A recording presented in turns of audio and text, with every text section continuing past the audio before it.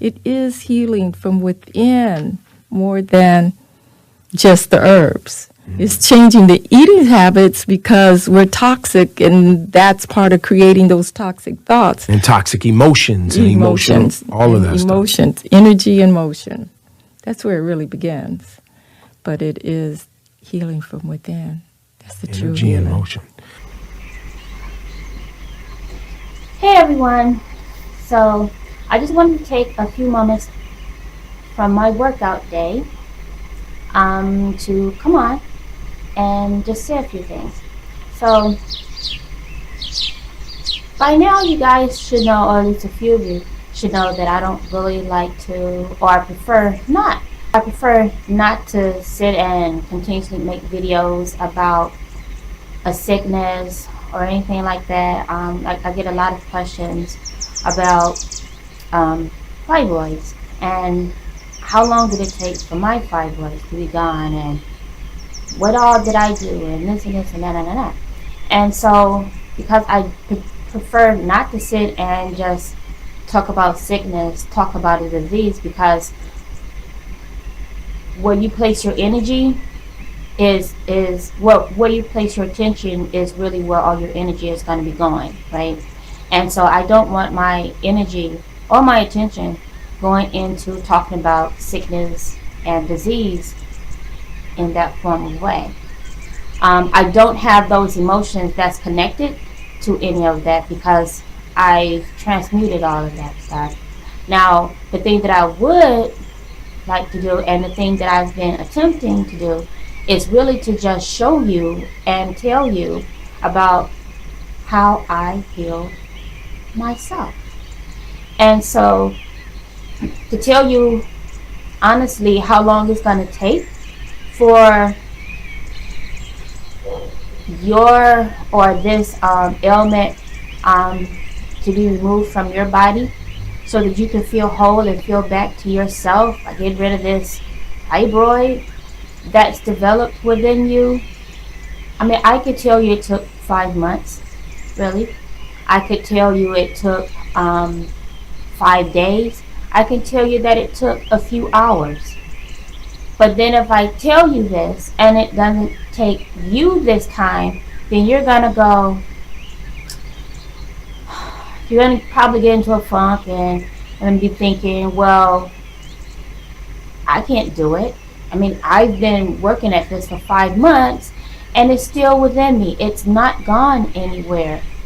But you have to keep in mind that this is your journey. This is your process. And it's going to be different for each and every one of us. So you can't focus on the length of time that it took me, that it probably took your neighbor, that it took anyone. You actually have to focus on you. You have to be in that moment of what you're doing for yourself. Because it's all about you, and it's not about your next door neighbor, and it's definitely not about me. This is your healing. This is your personal journey, right? So, like I said, I just wanted to take a chill pill. Well, not take a chill pill. I just wanted to take a moment from my workout and come on and just share that with you, because I know that, I mean, it could be a little bit frustrating, at first, but as long as you keep it up, you have to continuously work at this, and you have to remember, always finding new, beautiful, wonderful experiences and repeating it and repeating it and repeating it and repeating it. That's actually how you're going to be programming these habits. That's the way the subconscious mind actually works. And thinking about these fibroids or your sickness, whatever illness, whatever this disease is that's inside of your body, that's another way of actually programming your body, because now you have all of these chemicals that's firing off inside of your body, and these chemicals can actually cause some sort of an addiction, and it's all going down to your subconscious mind. And now your subconscious mind, well, not now, but your subconscious mind actually runs on auto mode, and it stores all of that into its memory banks. and it will pull up at any moment.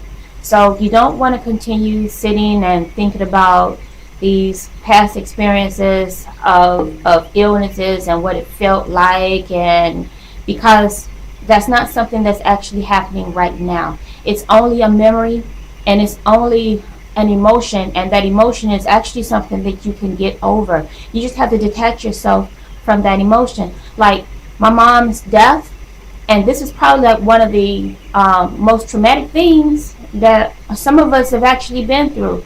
A death of a parent or death of a very close loved one. And that's something that can be scarring. You know, especially when you're with your mom, you're doing everything. She's the one that brought you into this world, gave you life with assistance from your dad. She's the one that nourished you and taught you and first programmed you to, right? So that's actually like one of the most serious ways that you can be programmed. And these emotions that you're holding in just from that event alone can be a bit traumatic, and it is programming. And those are things that you want to get out of you. You want to get all of those because it's a negative emotion in a way. So you want to work through that. And those are some of the things that I have been doing, and I continuously do. You know, I work through all that. I work and I seek to transmute all of those energies into something that's really going to be beneficial to me. And I use those new emotions,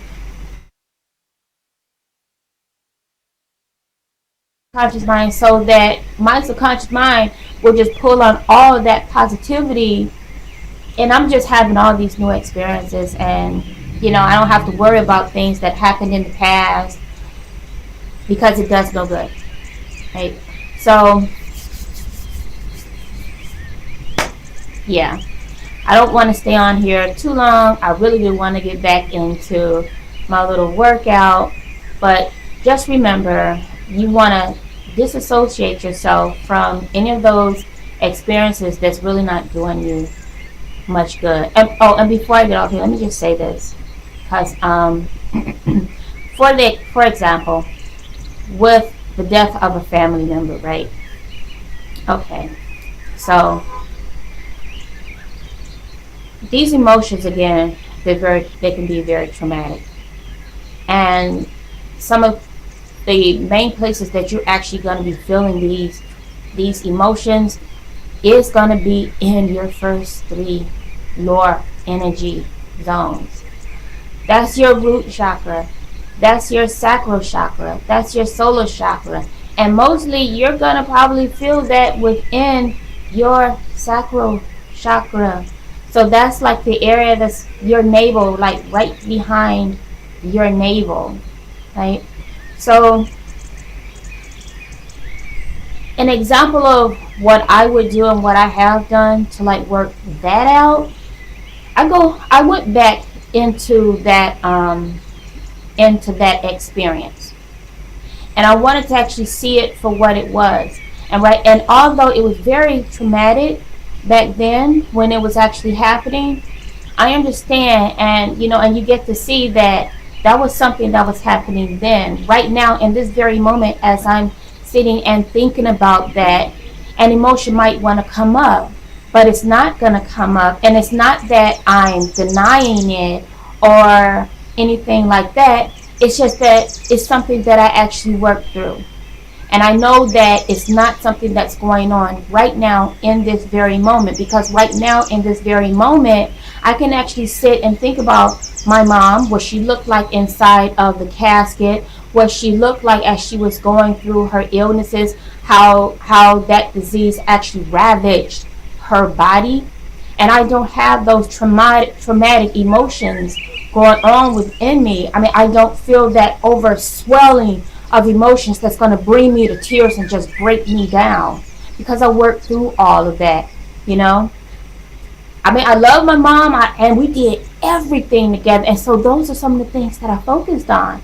And those are the things that you want to focus on. You want to focus on the beautiful, wonderful times that you actually had with this person, that energy that that they gave to you, the life that they presented you with, all those times that you spent with them, those are the things that you want to think about. Those are those emotions that you want to hold within you, and you focus on those. And so now, as you're starting to think about, this is the anniversary of my mom's death, you're not going to be breaking down and having fits and just not being able to go throughout your day because you just went into this funk of something that actually happened in the past, instead of staying right there inside of the present and being right there in the now for what's going on now. So now you're not going to be pulling up all those emotions from the past that have been stored and that your body has memorized over every year since this person has passed. Because it's every year, you can see it all through social networking. You'll see every year the anniversary of my mom's death. And today I am just feeling just so horrible. I'm crying, I'm this and that. That's because you haven't worked through those emotions. You haven't transmuted those emotions. You're not living in the now. You have to actually see that event for what it was. It's life, it's death. Shit happens. And I know that's kind of a cold way to put it, or it may seem like it's a cold way to put it. But it's really not. It's truth. Shit happens. It's part of life. Life and death. You can't have one without the other. And although they're gone physically from our view, from we can't touch them, we can't do this, energy never dies.